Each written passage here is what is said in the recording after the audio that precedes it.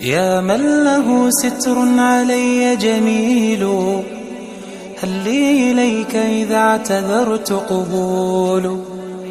أيدتني ورحمتني وسترتني كرما، فأنت لمن رجاك كفيل.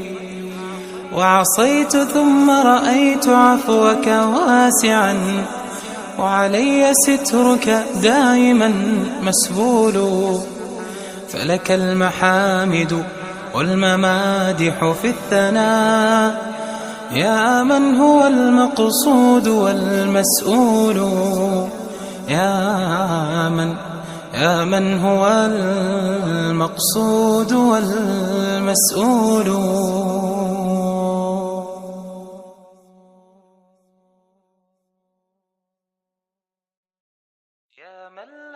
يا من له ستر علي جميل، هل لي إليك إذا اعتذرت قبول؟